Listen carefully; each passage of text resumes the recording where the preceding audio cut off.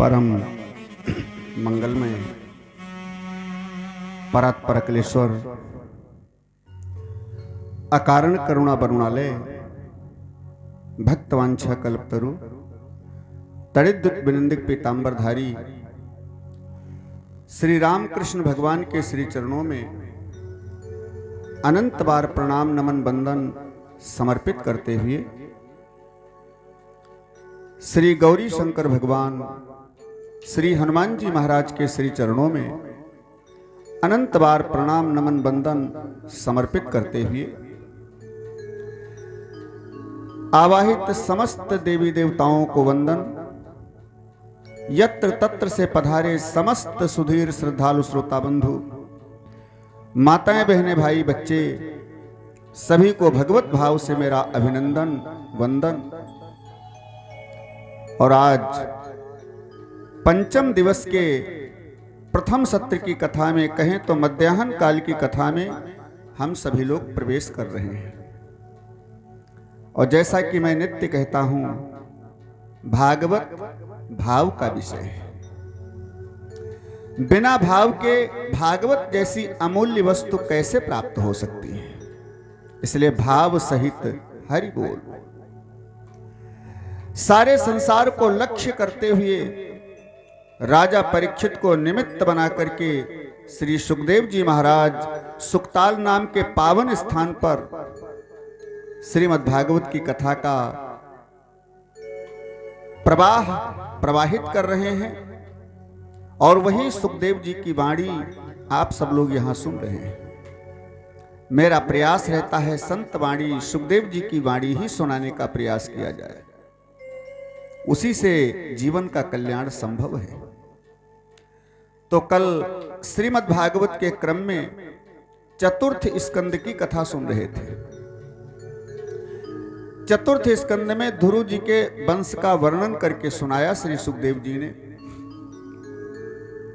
जिसमें अंतिम में प्राचीन वर्ष की कथा सुनाई, जिसमें प्राचीन वर्ष की हिंसा की वृत्ति, जीव हत्या की वृत्ति छुड़ाने के लिए नारद जी आए और ज्ञान की शिक्षा दे करके हिंसा की वृत्ति छुड़ाई। प्राचीन वर्ष को साधना के मार्ग में लगाया, जिससे प्राचीन वर्ष का कल्याण हुआ।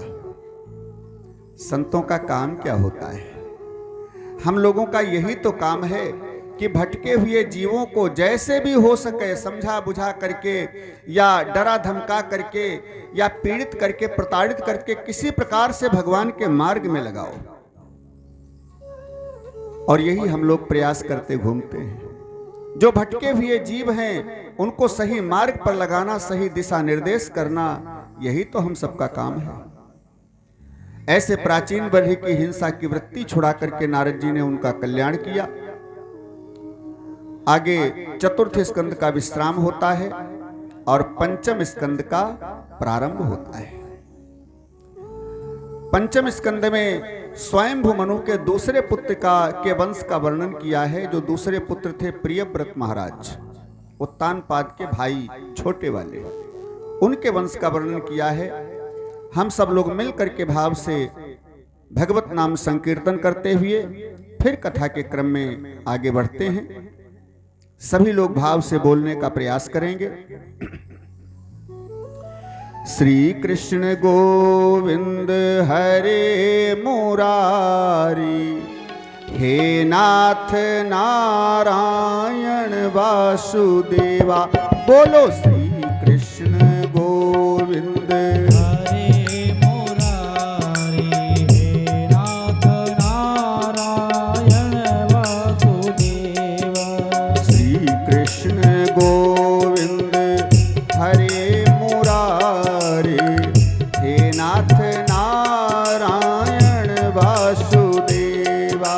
श्री कृष्ण गोविंद हरे मुरारी, हे नाथ नारायण वासुदेवा। हे नाथ नारायण वासुदेवा, हे नाथ नारायण वासुदेवा। नाथ नारायण वासुदेवा, हे नाथ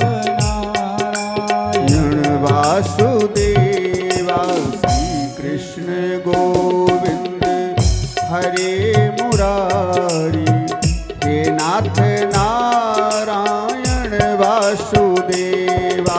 श्री कृष्ण गोविंद हरे मुरारी, हे नाथ नारायण वासुदेवा।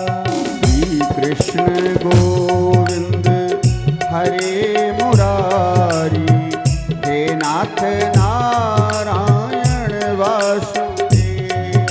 श्री कृष्ण गोविंद हरे मुरारी, हे नाथ नारायण वासुदेवा। जय हो।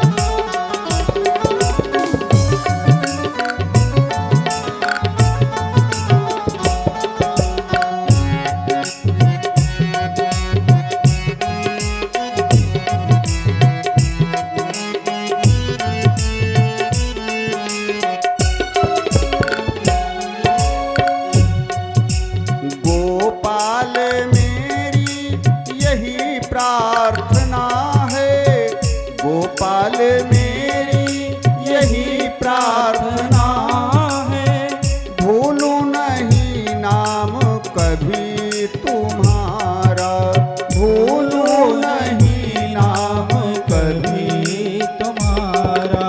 निष्काम हो के मैं दिन रात गाऊं, निष्काम हो के मैं दिन रात गाऊं। हे नाथ नारायण वासुदेवा। बोलो श्री कृष्ण गोविंद हरे मुरारी, हे नाथ नारायण वासुदेवा। श्री कृष्ण गोविंद हरे मुरारे, हे नाथ नारायण वासुदेवा। श्री कृष्ण गोविंद हरे मुरारी, हे नाथ नारायण वासुदेवा। बोलो हे नाथ नारायण वासुदेवा, हे नाथ नारायण वासुदेवा। हे नाथ नारायण वासुदेवा, हे नाथ नारायण वासुदेवा। बोलिए राधा कृष्ण भगवान की। जय हो। सुखदेव जी कहते हैं, राजन प्रियव्रतो भागवत आत्मा रामः कथं मुने, गृहे रमत यन्मूलः कर्मबन्धः पराभवः। प्रियव्रतो भागवत आत्मा रामः कथं मुने, बड़ा विशेष भाव भर दिया है सुखदेव जी ने। कहते हैं जो प्रियव्रत महाराज हैं, उत्तानपाद के छोटे वाले भाई, वो साक्षात भागवत हैं, माने बहुत बड़े भगत हैं और बहुत बड़े साधक हैं। पुराने जमाने के जो राजा लोग होते थे वो साधारण नहीं होते थे।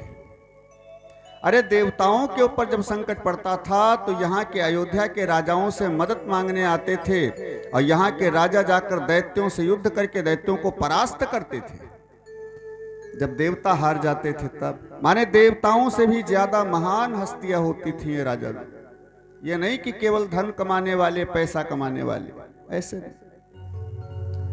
कहते हैं संसार में दो ही गद्दियां मुख्य हैं, एक व्यास गद्दी, दूसरी राजगद्दी। और इन्हीं दो गद्दियों के सहारे पूरा विश्व चलता है, पूरा देश चलता है। और इन्हीं यही दो गद्दियां अगर भ्रष्ट हो जाएं तो देश की दुर्दशा हो जाती है। और आजकल कलयुग के परिवेश में दोनों गद्दियां भ्रष्ट हैं, राजगद्दी और व्यास गद्दी, दोनों गद्दियां भ्रष्ट हैं। व्यास गद्दी पर केवल थोड़ा बहुत गाना बजाना आ जाए, जानता चाहे कुछ न हो, भागवत वक्ता हो गया। बुलाते हैं, अरे वो महाराज गाते बहुत बढ़िया है, स्वर बहुत बढ़िया उनका निकलता है। तो हो गए भागवत वक्ता, और उन्होंने ही प्रदूषण ऐसा फैलाया समाज में कि जनता भी भागवत भूल गई। वो तो जानते हैं गजल की व्याख्या करें व्यास गद्दी पर बैठकर, वही भागवत है। अब आजकल तो ज्यादातर गजलों की व्याख्या होती है, फिल्मी गीतों की व्याख्या होती है, वही भागवत है, सब समझ लेते हैं।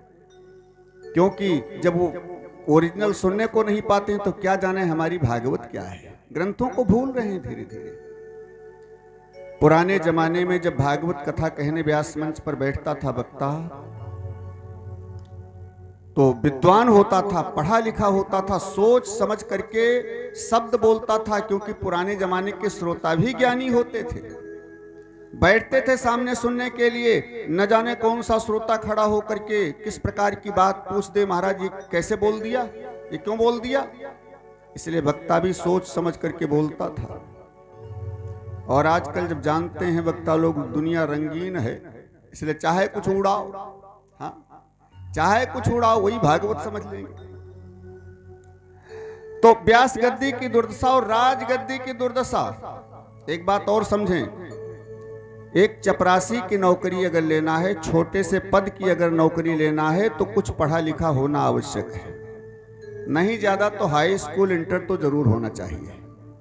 लेकिन राजगद्दी पर बैठना हो, व्यास गद्दी पर बैठना हो, तो कोई डिग्री की जरूरत नहीं है। हाँ, अंगूठा छाप हो वो भी चलेगा। विधायक, मंत्री, महामंत्री ऐसे ऐसे होते हैं जो जानते नहीं छोटा माने क्या होता है, देश चला रहे हैं। इसलिए इसमें कोई डिग्री की भी जरूरत नहीं है, पढ़ाई लिखाई की भी जरूरत नहीं है। दोनों गद्दियों की दुर्दशा हो रही है आजकल। लेकिन सुखदेव जी कहते हैं पुराने जमाने के शासक ऐसे होते थे। प्रियव्रत साक्षात भागवत हैं, आत्मा रामः, माने अपनी आत्मा में ही रमण करने वाले। ऐसे प्रियव्रत राजा ने एक बार सोचा कि ये रात क्यों हो जाती है। रात सोते सोते सब बिता देते हैं, दिन ही दिन हो तो बढ़िया काम करते रहे, न जाने कितने बढ़िया बढ़िया निर्माण हो जाएंगे, रात सोते सोते बेकारे में लोग बिता देते हैं। इसलिए हम ऐसा विधान बनाएंगे कि अब रात होने ही नहीं देंगे। तो प्रियव्रत राजा ने तेजोमय ज्योतिर्मय एक रथ का निर्माण किया, और तेजोमय रथ ऐसा है, मालूम पड़ता है उसमें सैकड़ों सूर्य का प्रकाश निकल रहा हो, इतना प्रकाशमान तेजमान रथ बनाकर तैयार किया सिद्धि के प्रभाव से। और उस रथ के ऊपर बैठ करके प्रियव्रत राजा ने पृथ्वी के 7 परिक्रमा लगाए, 7 चक्कर लगाए धरती के।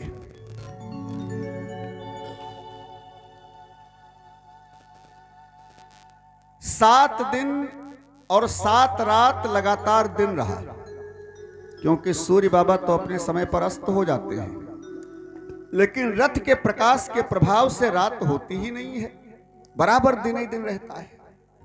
अब सारी प्रजा परेशान हो गई। जरा विचार करें, रात न हो अगर, केवल दिन ही दिन हो, तो आदमी कितने दिन चलेगा, है? कितने दिन रात न हो तो सब काम ही करते करते हर समय कितना काम कर लें, कितना काम कर लें। अरे 10 ही साल में आदमी राम नाम सत्य। रात को लोग सोते हैं, थकान दूर होती है, सवेरे फिर बढ़िया कार्य करने की ऊर्जा क्षमता आती है शरीर में, फिर कार्य करता है वो। जब 7 दिन 7 रात लगातार रात नहीं हुई, दिन ही दिन रहा, तो ब्रह्मा जी प्रकट हो गए, भगवान नारायण प्रकट हो गए और प्रियव्रत राजा से कहा, बस करो महाराज, ब्रह्मा जी की बनाई हुई मर्यादा को भंग करने का प्रयास मत करो, क्योंकि राजन जानते हो ब्रह्मा जी ने जो कुछ भी बनाया है सब ठीक ही बनाया है, गलत कुछ नहीं है। जैसे काम को बनाया, क्रोध को बनाया, अहंकार को बनाया, ये सारे विकार बनाए, तो काम का भी महत्व है। काम को देवता कहा गया है, काम देव। काम पूजित है, लेकिन काम देव कब है? जब हम केवल सृष्टि की वृद्धि के लिए, केवल संतान उत्पत्ति के लिए काम का प्रयोग करें, विषय वासना का प्रयोग करें, तब वो काम देव है, तब वो काम पूजित है, तब वो काम हमारा उद्धार करने वाला है, परमार्थ में सहायता करेगा। और जब केवल विषय वासना के भोग के लिए काम का प्रयोग किया जाए वो काम दूषित है, वही काम तो पतन का कारण बनता है। भगवान नारायण कहते हैं ब्रह्मा ये प्रियव्रत हर चीज का सदुपयोग है, लेकिन मात्रा के अनुसार। अगर मात्रा को घटा बढ़ा दिया तो पतन होगा, मामला बिगड़ जाएगा।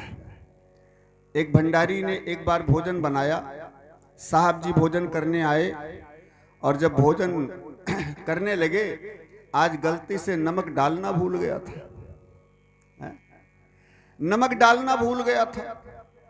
जब साहब जी भोजन करने लगे न जाने कितना डांट फटकार लगाई, भोजन बनाते बनाते बूढ़े हो गए, तमीज नहीं आई भोजन बनाने की, नमक बिल्कुल नहीं डाला, सारा स्वाद बेकार कर दिया, बहुत डांटा। अब दूसरे दिन जब भोजन बनाया तो बहुत सचेत, सोचा कल नमक भूल गया था डालना, तो साहब जी ने बहुत डांटा था, आज बहुत होशियार रहा, ध्यान दिया, तो एक बार नमक डाला, फिर कुछ काम करने चला गया, वापस आया, सोचा नमक डाला कि नहीं डाला, शायद डाला नहीं, भूल गया, आज फिर डांट पड़ेगी, दोबारा फिर डाल दिया, दोबारा फिर डाल दिया। ज्यादा हो गया, साहब जी भोजन करने बैठे तो नमक ही नमक, बड़ी डांट लगाई। भंडारी ने सोचा ये नमक बहुत बेकार चीज है, इसको हटाओ, नमक को फेंक दिया। अच्छा बताओ, नमक बेकार चीज है कि उसका उपयोग बेकार है? अगर मात्रा के अनुसार उसका प्रयोग हो तो वही शरीर को पुष्ट करने में सहायक है, और मात्रा अगर बिगड़ जाए तो वही सारा स्वाद बेकार कर देता है। ऐसे ही संसार में कुछ भी खराब नहीं बना है, हम लोग मात्रा का ध्यान न देते हुए थोड़ा विषय वासना के भोग में ऐसा लिप्त हो जाते हैं कि वही हमको अच्छा लगता है, इसलिए उसी में लिप्त रहते हैं, इसलिए वही हमारा पतन का कारण बनता है। तो प्रियव्रत से कहते हैं राजन, रात सोने के लिए बनी है, लेकिन चोर लोग अपना काम करते हैं रात में। अब ये नहीं रात चोरी करने के लिए बनी है, रात थकान दूर करने के लिए बनी है, चोरी करने के लिए नहीं बनी है। रात भर सोओगे, 12 घंटे सोओगे, 6 घंटे 8 घंटे सोओगे तो शरीर की सारी थकान दूर होगी, मन हमारा शांत होगा और सवेरे पुनः कार्य करने की क्षमता आएगी। इसलिए महाराज ऐसा अनर्थ मत करो। भगवान के कहने से प्रियव्रत ने वो विचार खत्म कर दिया, रथ का त्याग कर दिया। इनके 7 पुत्र हुए। पहिया के घर्षण से जो 7 चक्कर लगाए थे पृथ्वी के, तो पहिया के घर्षण से 7 समुद्र और 7 द्वीप तैयार हो गए हैं। 7 समुद्र और 7 द्वीप तैयार हो गए, और इनके 7 पुत्र हुए, तो एक एक पुत्र को एक एक द्वीप का राजा बना दिया। हम लोग जिस द्वीप में रहते हैं, इस द्वीप का नाम है जम्बू द्वीप। बाद में 9 खंड बने हैं, जिसमें भारत खंड अलग हुआ है, नहीं तो पहले एक था। इस जम्बू द्वीप के राजा बने, इसको पहले बोलते थे आर्यावर्त, जम्बू द्वीप को आर्यावर्त बोलते थे। भारतवर्षे आर्यावर्ते, भारतवर्षे भारत खंडे हैं जम्बू द्वीपे, ऐसे। तो आर्यावर्त, अब यहां के राजा बने आग्नेन्द्र। आग्नेन्द्र के पुत्र हुए नभग। अब समझें, आग्नेन्द्र के 9 पुत्र हुए, तो इस जम्बू द्वीप के 9 खंड बनाए। 9 खंड में एक भारतवर्ष। यहां के राजा बने नभग। नभग के पुत्र हुए महाराज ऋषभदेव। ये ऋषभदेव परमात्मा के अवतार हैं। 24 अवतारों में इनका नाम आता है। ऋषभदेव जी महाराज परम योगी हैं, परम सन्यासी हैं, और ऐसे परम योगी हैं कि इनको संसार का ध्यान ही नहीं रहता है, देह दृष्टि नहीं रहती है, केवल आत्मदृष्टि। केवल आत्मदृष्टि में ही ये मगन रहते हैं हमेशा। देह दृष्टि और संसार दृष्टि नहीं है इनकी। ये ऋषभदेव जी जैन धर्म के प्रथम प्रवर्तक हैं, प्रथम तीर्थंकर हैं जैन धर्म के।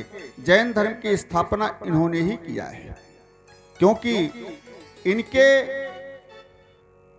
मार्ग का अरिहन नाम के राजा ने प्रदर्शन किया, स्वीकार किया, उसका प्रचार किया और उसी से जैन धर्म का प्रचार हुआ। वहीं से जैन धर्म की शुरुआत हुई।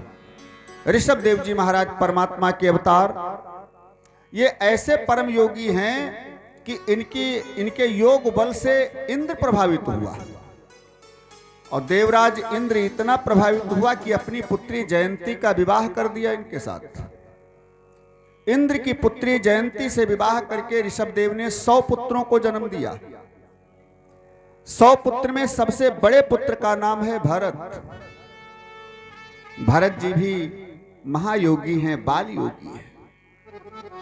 समय समय पर बच्चों को शिक्षा देते हैं और शिक्षा देकर के उनको परमार्थ मार्ग में लगाते हैं। इन्हीं के 9 पुत्र 9 योगेश्वर बने। जो बाल योगी थे योगेश्वर बने। जब योग्य हुए तो भरत जी को गद्दी का अधिकारी बना करके ऋषभ देव जी वन को प्रस्थान कर गए। वहां पर योगाभ्यास कर रहे हैं। लेकिन सुखदेव जी कहते हैं, देखो ये दुनिया बड़ी विचित्र है। कोई भी किसी प्रकार की साधना शुरू कर दे करना तो उसकी साधना में संसार वाले ऐसा विघ्न डालते हैं। जब ये बाल योगी ऋषभ देव जी जंगल में तप करने के लिए आए, अड़ोस पड़ोस में जो गांव वाले थे उन्होंने देखा एक बड़े प्रसिद्ध बाबा, बड़े साधक बाबा आए हैं। सो गांव वाले आने लगे, भीड़ इकट्ठा होने लगी। कोई हाथ की रेखा दिखावे तो कोई मस्तक की रेखा दिखावे, हमारा भाग्य बताओ महाराज। सब अपनी अपनी रेखा दिखा रहे हैं। महाराज ये काम नहीं बन रहा, कैसे बनेगा? ये काम नहीं बन रहा, कैसे बनेगा? सब पूछ रहे हैं। अब ऋषभ देव जी के भजन पूजन में बड़ी बाधा आने लगी। ऋषभ देव जी ने सोचा कि ये भजन तो करने ही नहीं दे रहे हैं गांव वाले, क्या करें?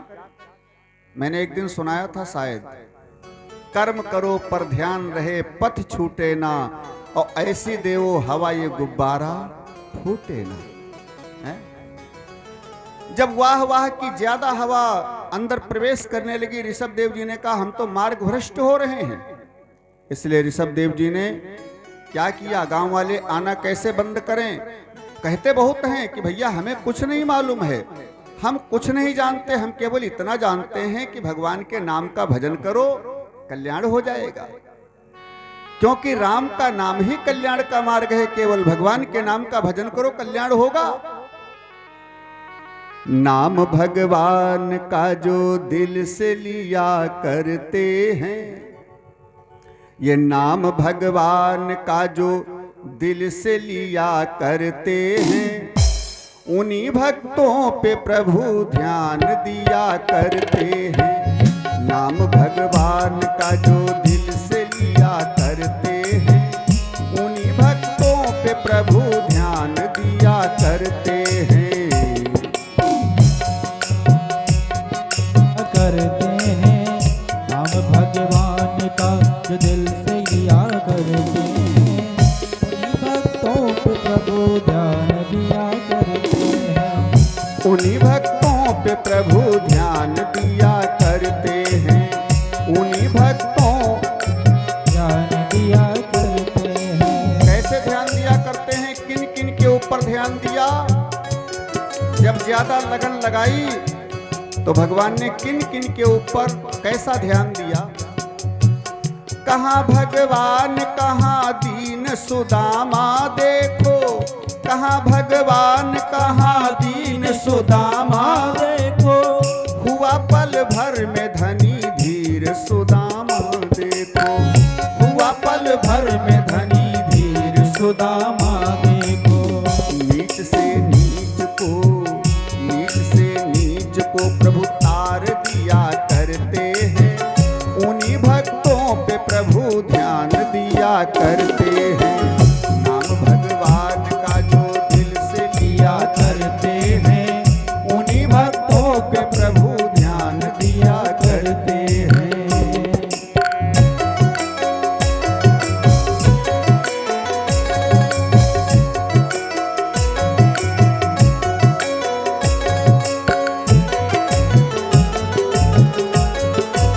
जय हो।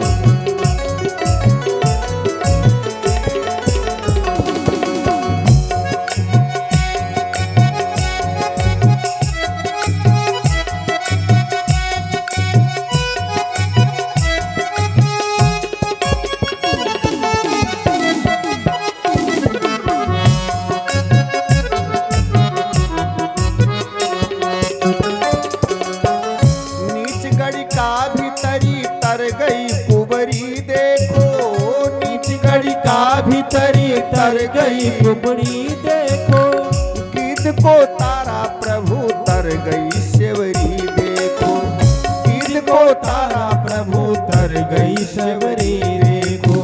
प्रेम भक्ति से उनका, प्रेम भक्ति से उनका मान किया करते हैं, उन्हीं भक्तों पे प्रभु ध्यान दिया करते हैं। नाम भगवान का जो दिल से लिया करते हैं, उन्हीं भक्तों पे प्रभु ध्यान दिया करते हैं।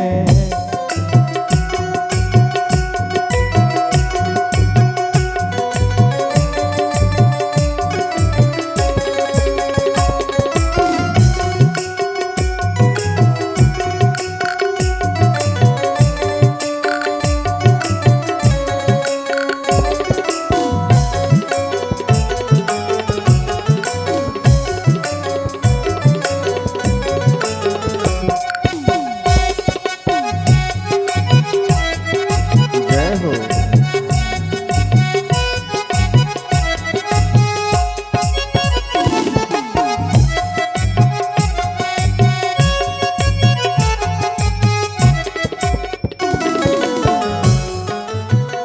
अजामिल गीध को भव से प्रभु उबारा था, अजामिल गीध को भव से प्रभु उबारा था, डूबते गज को प्रभु ने दिया सहारा था, डूबते गज को प्रभु ने दिया सहारा था।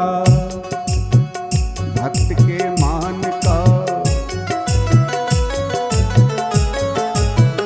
भक्त के मान का प्रभु पान किया करते हैं, भक्त के मान का प्रभु पान किया करते हैं, उन्हीं भक्तों पे प्रभु ध्यान दिया करते हैं। नाम भगवान का जो दिल से लिया करते हैं, उन्हीं भक्तों पे प्रभु ध्यान दिया करते हैं। नाम भगवान का जो दिल से लिया करते हैं, उन्हीं भक्तों पे प्रभु ध्यान दिया करते हैं, उन्हीं भक्तों पे प्रभु ध्यान दिया करते हैं।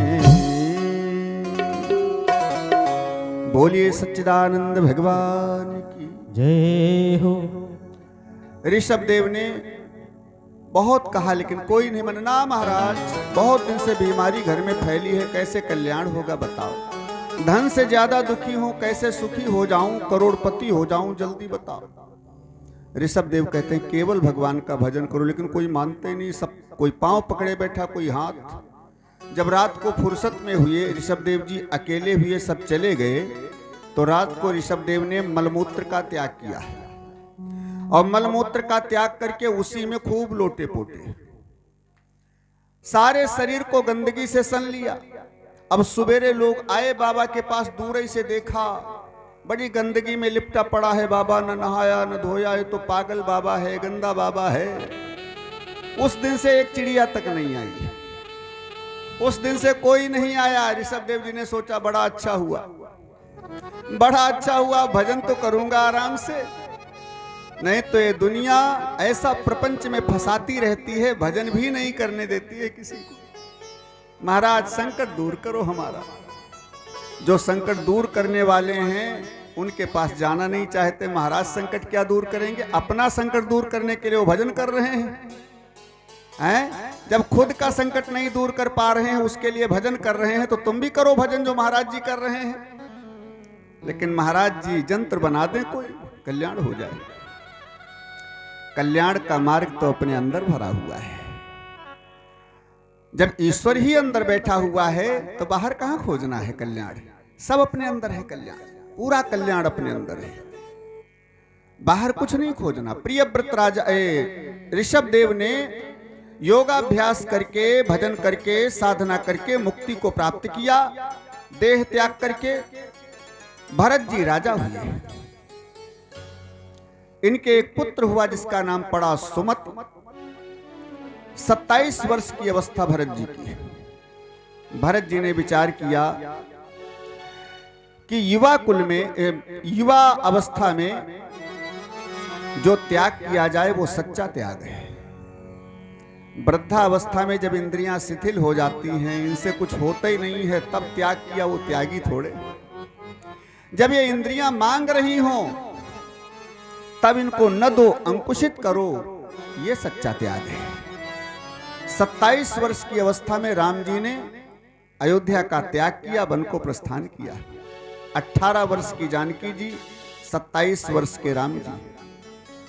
बरस 18 की सिया 27 के राम। यह 27 वर्ष की अवस्था 20 साल से 40 साल के बीच की अवस्था ऐसी अवस्था होती है, अगर इसमें संभल गए तो आगे नहीं बिगड़ोगे। अगर इस अवस्था में बिगड़ गए तो फिर जिंदगी में सुधरोगे नहीं। यह अवस्था संभलने की है, सुधरने की है। इसलिए भरत जी 27 वर्ष की अवस्था में सोचा अब इस माया जाल से मुक्त होना चाहिए और सब कुछ छोड़ करके सुमति को गद्दी का अधिकारी बना करके वन को आ गए। गंडकी नदी के किनारे भजन करने लगे। अब देखें इनकी साधना कैसी है। माघ पूस के महीने में घोर ठंडी के समय में नदी के अंदर जल में गले गले भर जल में खड़े होकर के ये तप करते हैं, भगवान के नाम का ध्यान करते हैं। गर्मियों में पंचाग्नि ताप करके और सर्दियों में बरसात में बरसात सहन करके घोर तप कर रहे हैं। कम से कम 50 माला तो गायत्री मंत्र की रोज जपते हैं, कम से कम 200 माला 12 अक्षर मंत्र की रोज जपते हैं, माने घोर त्याग करते हैं। लेकिन सुखदेव जी सावधान करते हैं, परीक्षित, माया को छोड़ने का प्रयास कभी नहीं करना चाहिए, क्योंकि माया छोड़ करके जाओगे कहां? माया तो सर्वत्र है। एक ऋषि हुए हैं जिनका नाम हुआ सौभरी ऋषि। सौभरी ऋषि ने विचार किया कि हम ऐसी जगह तप करेंगे जहां भगवान की माया पहुंच ही नहीं सकती है। तो क्या किया, यमुना नदी में आए, यमुना नदी के अंदर डूब करके, डुबकी लगा करके और जल के अंदर बैठ करके भजन करने लगे। साधक हैं, सिद्धि है, सिद्धि के प्रभाव से कुछ भी कर सकते हैं। तो जल के अंदर डुबकी लगा करके, जल के अंदर बैठ करके भगवान का ध्यान करना शुरू किया। कहते हैं कई वर्षों तक जल के अंदर बैठे रहे, ध्यान लगाए। एक बार इनकी आंख खुल गई और जब आंख खुली तो देखा मछुआ और मछली दोनों जल के अंदर किलोल कर रहे हैं, आपस में आनंद विहार कर रहे हैं। और जैसे देखा सो इनके मन में भी भाव जगा, हमारे भी पत्नी होती तो आज हम भी ऐसे आनंद करते हैं। और वहां भी माया ने घेर लिया और जैसे मन में भाव आया सो तुरंत बाहर निकले जल से, सारी पूजा पाठ बंद। उस समय राजा थे मानधाता अयोध्या के, इनके 50 कन्याएं थी। सौभरी मानधाता के दरबार में पहुंच गए, बड़ा स्वागत किया राजा ने। कैसे आए महाराज? महाराज मेरा शादी करने का विचार है, विवाह करने का विचार है, सुना है तुम्हारे 50 कन्याएं हैं, एक हमको दे दो। अब राजा ने देखा संत हैं, त्यागी हैं, योगी हैं, रहने की जगह नहीं और शरीर इतना जर्जर है, केवल हड्डियां शरीर में, तपस्या करते करते जीवन बीता तो केवल हड्डियां शरीर में, लंबे लंबे बाल, पकी पकी दाढ़ी। ऐसे बाबा को अगर लड़की दे दूंगा जिंदगी खराब हो जाएगी उसकी। तो अगर लड़की की जिंदगी के बारे में सोचूं, बाबा को मना कर दूं तो ये साधक हैं, श्राप दे देंगे। और अगर लड़की का ब्याह कर दूं तो उसकी जिंदगी बेकार, क्या करूं? समझ में नहीं आया। मानधाता ने कहा महाराज कन्याएं तो 50 हैं हमारे, मैं दे भी सकता हूं, आपको देना चाहता हूं, लेकिन 50 कन्याएं हैं, उनमें से जो भी आपको पसंद कर ले वही हम आपको दे देंगे। मानधाता ने सोचा इस शरीर पर कोई तो रीझेगा नहीं, ऐसी दुर्बल काया को देखकर कौन लड़की भाई मोहित होगी, इसलिए कोई पसंद ही नहीं करेगी, काम बन जाएगा बिना मना किए। ठीक है महाराज, मंजूर है। अब मानधाता आए, 50 कन्याएं तैयार होकर के आंगन में आई। सौभरी ऋषि जब आंगन में चले तो विचार किया इस जर्जरित काया पर, पकी दाढ़ी पर कोई आकर्षित तो नहीं होगी, क्या करें? तो अपने सिद्धि के प्रभाव से इतना सुंदर स्वरूप बनाया, कामदेव से भी ज्यादा सुंदर, बड़ा सुंदर स्वरूप बनाया। और आंगन में पहुंच गए। वहां 50 कन्याओं ने देखा, सब आकर्षित हो गई, सब आपस में लड़ाई करने लगी। वो कहती हम विवाह करेंगी, वो कहती हम करेंगी। बड़ी वाली ने कहा सब लोग चुप रहो, हम सबसे बड़ी हैं, हम पहले करेंगे। अब सारी कन्याएं तैयार। सौभरी ने कहा लड़ाई मत करो, हम सबको स्वीकार करते हैं, सब लोग चलो मेरे साथ। और फिर 50 कन्याओं से विवाह किया। ब्रजमंडल में, ब्रज क्षेत्र में, यमुना के किनारे गांव है, इन्हीं के नाम से बसा हुआ है, इन्हीं के नाम से बसा हुआ है। इस समय थोड़ा विस्मरण है गांव, वो ब्रज क्षेत्र में है, सौभरी के ही नाम से बसा हुआ है वो गांव। 50 कन्याएं लेकर आए, यमुना के किनारे रहने लगे आश्रम बना करके। 50 कन्याओं से बच्चे हुए, 5000 बच्चे हुए, 5000 बच्चे हुए इनके। फिर लड़के, पोते, परपोते, पूरा परिवार मिलाकर पूरा गांव ही बस गया इनका, इन्हीं का पूरा गांव है। अब विचार करें, यहां माया से बचने के लिए जल के अंदर डूब करके ध्यान कर रहे थे। क्या बच पाए माया से? जल के अंदर भी माया ने घेर लिया। तो इस माया से कहां बचोगे, कहां जाओगे बच करके?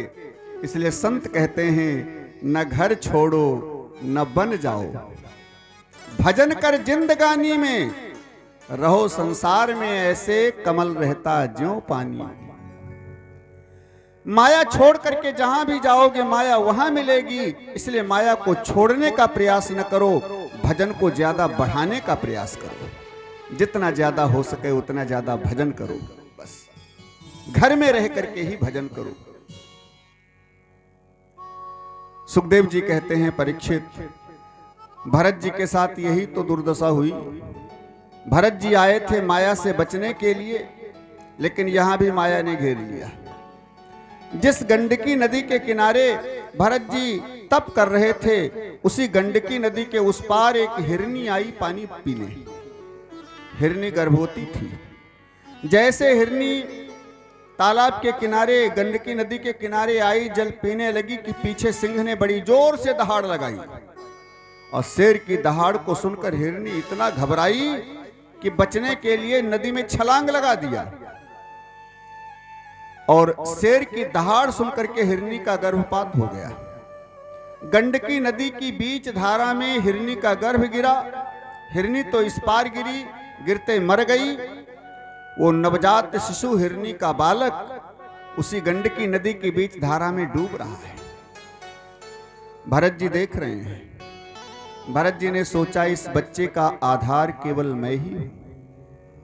अगर इस बच्चे को मैंने नहीं बचाया तो इसकी मां भी जीवित नहीं है। इस बच्चे का कौन सहारा है?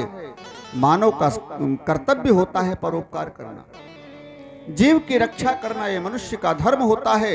इसलिए मुझे बचाना चाहिए। सो भरत जी ने उस बच्चे को बाहर निकाला,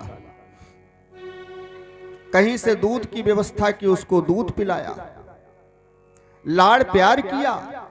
अब नित्य दूध की व्यवस्था करके उसको दूध पिलाते हैं, गोद में लेकर के खिलाते हैं, लाड़ प्यार करते हैं, हर समय उसी बच्चे से ही दुलार किया करते हैं। भजन की प्रक्रिया कम पड़ने लगी। 200 माला से घटते घटते 20 माला रह गई केवल। वो भी हिरण का बच्चा थोड़ा बड़ा हुआ, आया पीठ चाटने लगा। भरत जी भजन कर रहे हैं बैठे, और उसी समय हिरण का बच्चा आया पीठ चाटने लगा, तो माला नीचे रख दिया, गोद में उठाकर ले लिया। मेरे को पिताजी मानता है, दुलार करने लगे। धीरे धीरे करके एक भी माला नहीं रह गई, सारी मालाएं खत्म, केवल बच्चे की सेवा में। यहां सुखदेव जी सावधान करते हैं, परीक्षित, परोपकार करना मनुष्य का धर्म होता है, करो। दुनिया की सेवा करना, परिवार की सेवा करना, गांव की सेवा करना हमारा धर्म है, करो। लेकिन ममता मत करो, मोह मत करो। अगर मोह और ममता में फंस गए तो पतन हो जाएगा। यही तो माया है। कुत्ते को रोटी देना तो धर्म है, द्वार पर बैठे हुए कुत्ते को रोटी देना धर्म है, उसका पेट भरना धर्म है, लेकिन उसको गोद में लेकर के डबल बेड के ऊपर सुलाना ये अपराध है, ये पाप है, ये दोष है। जैसा उचित है जिसके लिए वैसा उचित उसके साथ व्यवहार करो, ये धर्म है। लेकिन जरा सा अनुचित व्यवहार किया, ये अधर्म है। सबकी क्वालिटी होती है। कोई संत आया है, द्वार पर भोजन कराया, रास्ते पर बैठाल करके, अधर्म है। घर के अंदर बैठाल कर भोजन कराया, धर्म है। कुत्ते को घर के अंदर भोजन कराया, अधर्म है। बाहर द्वार पर भोजन कराया, धर्म है। ये सब क्वालिटी होती है। भरत जी ने यही तो गलती कर दिया है। जैसे साधना का पेड़ उगना शुरू हो, छोटा सा हो जाए, छोटा सा हो जाए और कोई बकरी का बच्चा आवे छोटा सा, उस पौधे को जड़ मूल से खा जाएगा, पेट भी उसका नहीं भरेगा, क्योंकि छोटा पेड़ है, छोटा पौधा है। और वही पेड़ बढ़ करके जब दरख्त बन जाता है, बट वृक्ष, विशाल बट वृक्ष बन जाता है, तो कई बड़े बड़े जानवरों का पेट भी भर सकता है और नष्ट भी नहीं होगा है? इसलिए साधना का पेड़ जब विशाल हो जाए तब कृपा भी करना शुरू करो। लेकिन जब तक साधना का वृक्ष तुम्हारा विशाल नहीं है, अगर कृपा करना शुरू किया तो कृपा रूपी बकरी उस सारे पेड़ को जड़मूल से खा जाएगी। हाँ, कृपा का आचरण करना तो ठीक है। यहां माया से बचने आए थे और हिरण के मोह में ऐसा फंस गए, ऐसा फंस गए। एक बार भरत जी भजन कर रहे थे, हिरणों का एक झुंड निकला उधर से। हिरण के बच्चे ने देखा हमारी बिरादरी के लोग जा रहे हैं, लगाई छलांग और अपनी बिरादरी में जाकर के मिल गया,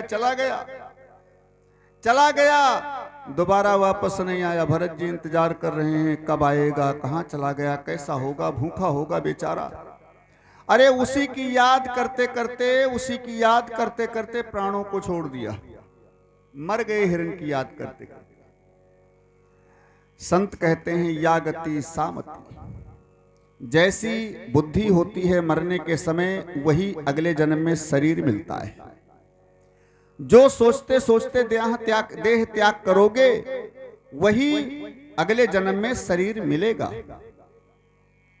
मरने के समय दोनों पास में होते हैं, माया और परमात्मा है। लेकिन लोग माया को ही ज्यादा पसंद करते हैं, परमात्मा को नहीं। जबकि माया पतन का कारण, आगे कथा आएगी, सुनेंगे, कल से प्रारंभ होगी रात्रि से। वसुदेव जी ने भगवान कन्हैया को सिर पर बिठाया तो सारे बंधन खुल गए, और जब माया रूपी कन्या को लेकर आए जेल के अंदर तो सारे बंधन पड़ गए। ये माया बंधन करता है और भगवान बंधन से छुड़ाने वाले हैं। इसलिए भरत जी हिरण के बच्चे का ध्यान करते करते, उसी को सोचते सोचते देह त्याग किया, तो अगले जन्म में इनको हिरण बनना पड़ा। लेकिन पूर्व जन्म के कर्म के प्रभाव से इनको सारी बात याद है। एक बात समझें, सत्कर्म कभी नष्ट नहीं होता है। आज तुमने 10 माला जप किया है और मान लीजिए किसी कारणवश दोबारा माला न कर पाओ जिंदगी भर, 10 माला तुमने आज किया है और जिंदगी भर न कर पाओ, पाप करते करते मर जाओ, मान लीजिए पाप करते करते मर जाओ, अगले जन्म में जब भजन करना शुरू करोगे तो 10 माला जो पहले जन्म में किया था वो भी तुम्हारे भजन में जुड़ जाएंगी। सत्कर्म कभी नष्ट नहीं होता है। मान लीजिए 100 माला दूसरी जिंदगी में किया तो 10 पहले जन्म वाली, तो 110 तुम्हारी होगी। सत्कर्म कभी नष्ट नहीं होता है। इसलिए जितना भजन कर पाओ उतना बढ़िया है, जितना कर पाओ उतना ही बढ़िया है। ये कभी नष्ट नहीं होने वाला, ये ऐसी पूंजी है जो कभी नष्ट नहीं होती है। इसीलिए तो मीराबाई कहती हैं, पायो जी मैंने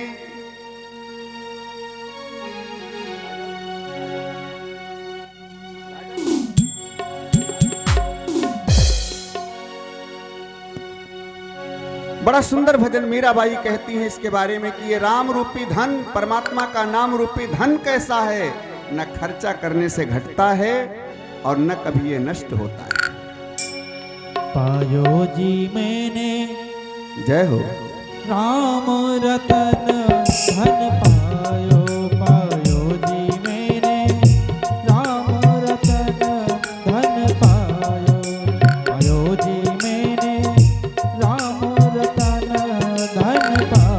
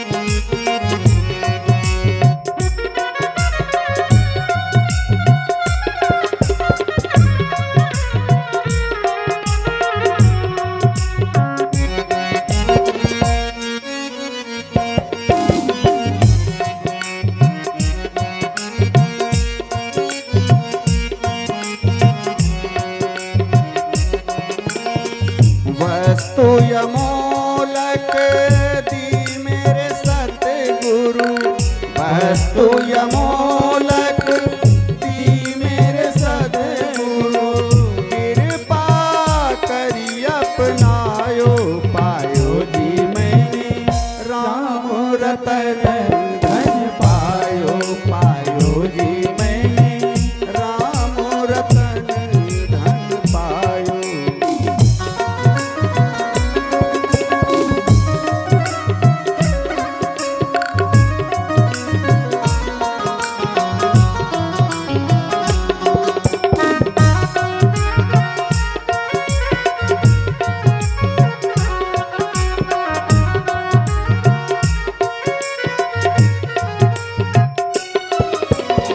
और क्या कहती है मीरा?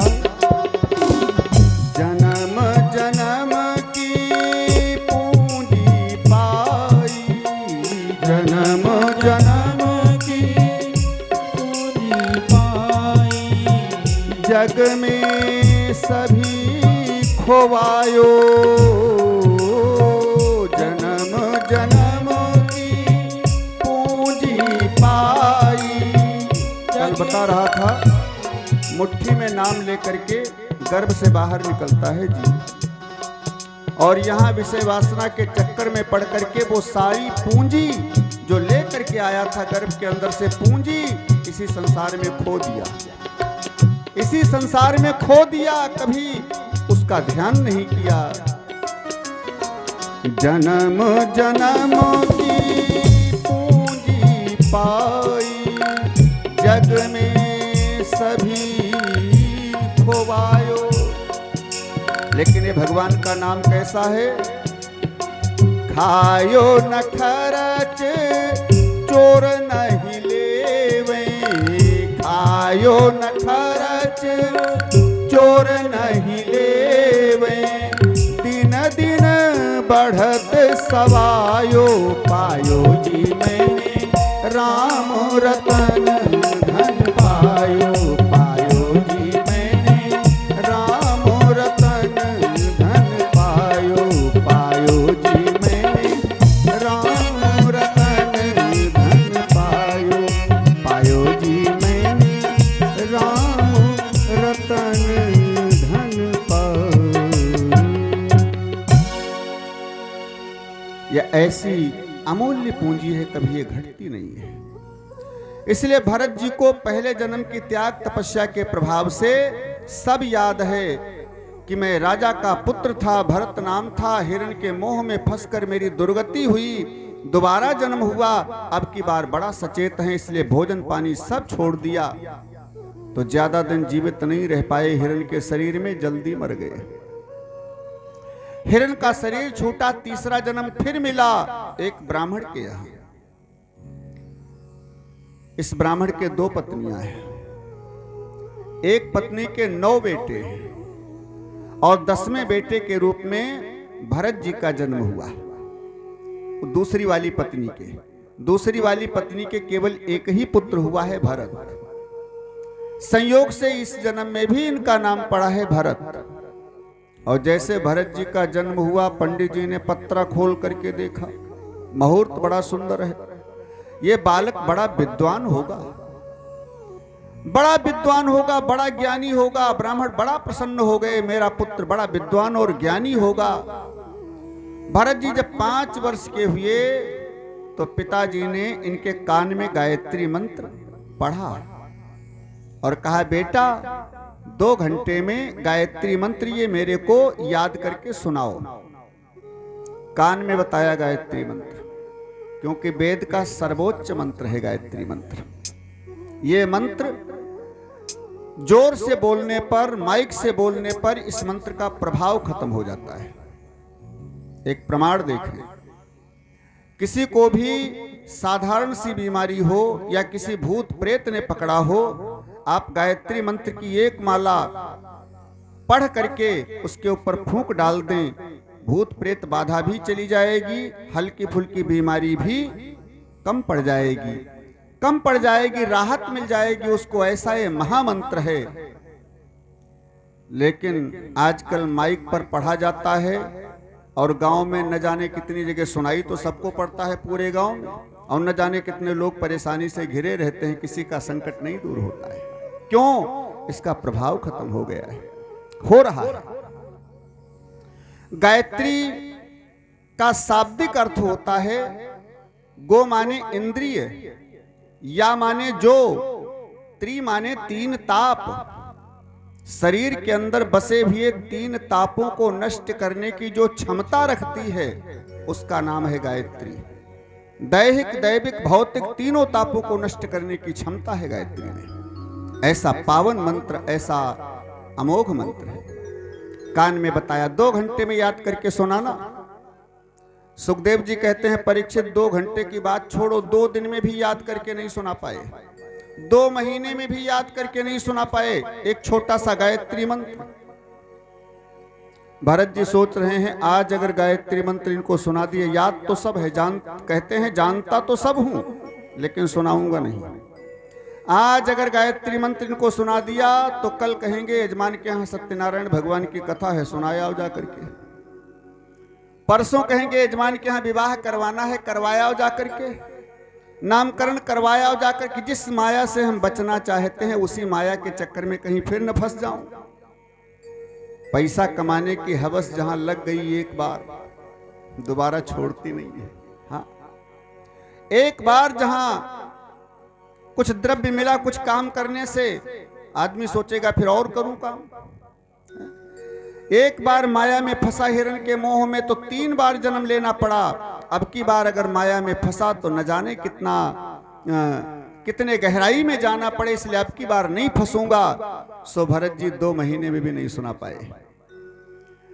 बोलना ही बंद है, बोलते ही नहीं है, मौन धारण किए हैं, ज्यादा चलते भी नहीं है। सोचते हैं चलूंगा ज्यादा तो कोई कीड़ा मकोड़ा पैर के नीचे पड़ करके मर जाएगा, उसका दोष लगेगा मेरे को। जाने के भी पाप होते हैं, अनजाने के भी पाप होते हैं, और सबके अलग अलग प्रायश्चित होते हैं, करना चाहिए। भरत जी ज्यादा बोलते नहीं है, सोचते हैं ज्यादा बोलूंगा कहीं कोई अपशब्द निकल गया मुंह से तो उसका दोष लगेगा मेरे को, इसलिए न बोलते हैं न ज्यादा चलते हैं। बस जो मिल जाता है भोजन कर लेते हैं, खा लेते हैं, जरूरत भर का चलते हैं, बोलते तो बिल्कुल नहीं है। पिताजी ने देखा एक गायत्री मंत्र याद करके 2 महीना में नहीं सुना पाया, इसलिए पिताजी ने कहा, मैं तो समझ रहा था कि ये बड़ा विद्वान होगा, ज्ञानी होगा, लेकिन ये तो महामूर्ख है। कहा जड़ है, तो नाम ही पड़ गया जड़ भरत। जड़ भरत जी महाराज, बोलिए जड़ भरत जी महाराज की जय हो। महाज्ञानी है, परम ज्ञानी है, परम भागवत है जड़ भरत। जड़ भरत जी ऐसी अपनी दिनचर्या कर रहे हैं, भोजन करते हैं खूब, जो मिल जाए खाते हैं, लेकिन काम कुछ नहीं करते हैं। माता पिता रहे तब तक तो काम चला, और जब माता पिता पधार गए, चले गए, तो भाइयों में बंटवारा। ये काम नहीं करता है, कुछ बैठा बैठा खाता है, कहां तक ऐसे काम चलेगा, कुछ काम करो।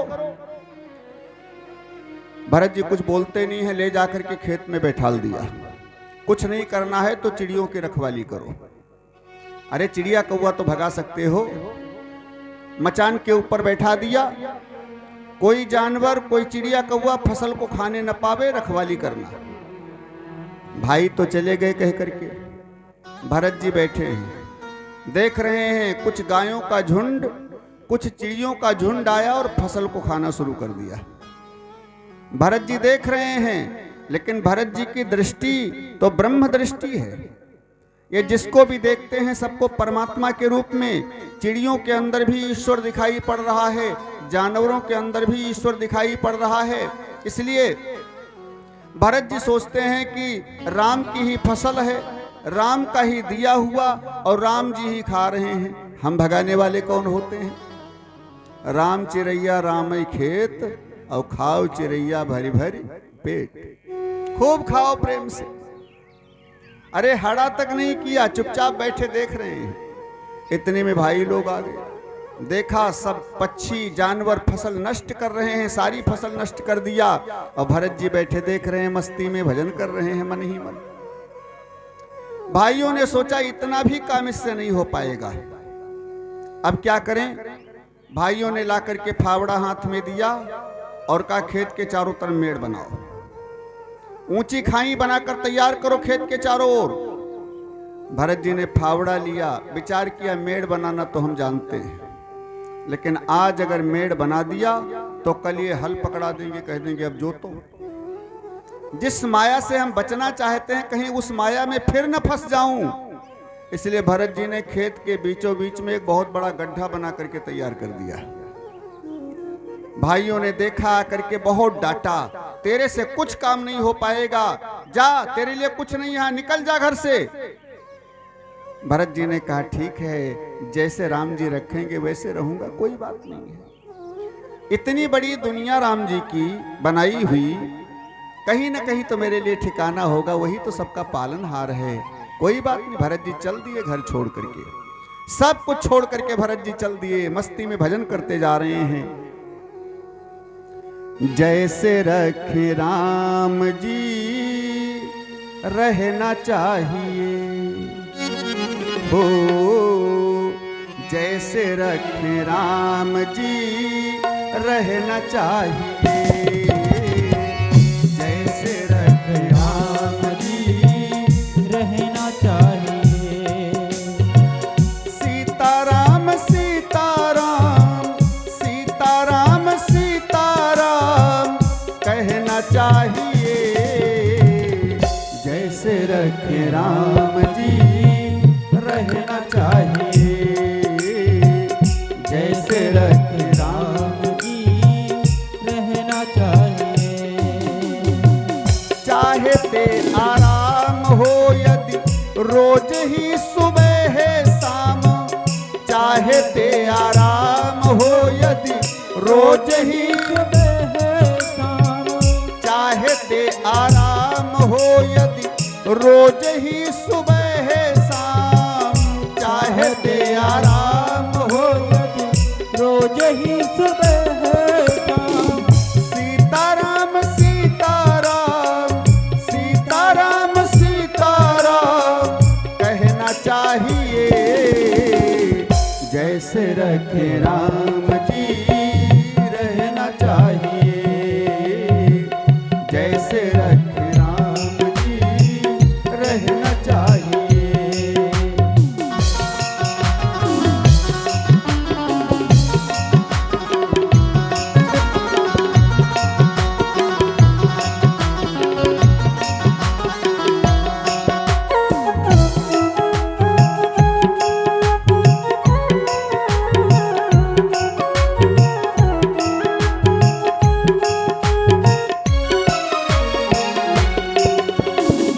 रहो सदा शान से भरोसे भगवान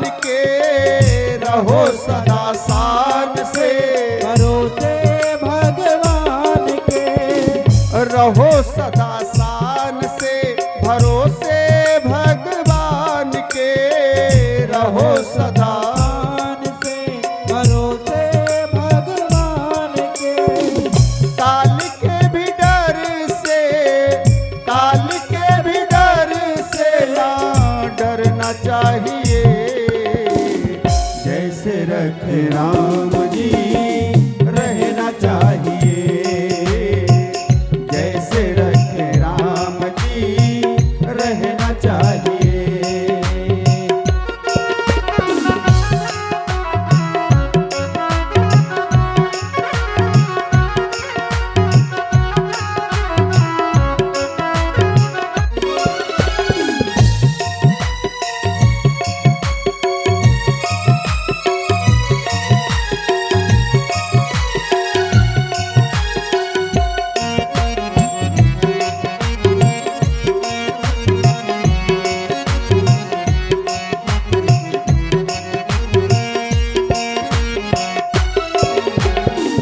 अनुकूल प्रतिकूल दोनों ही कुलों के मध्य, अनुकूल प्रतिकूल दोनों ही गुणों के मध्य, अनुकूल प्रतिकूल दोनों ही कुलों के मध्य, अनुकूल प्रतिकूल दोनों ही गुणों के मध्य।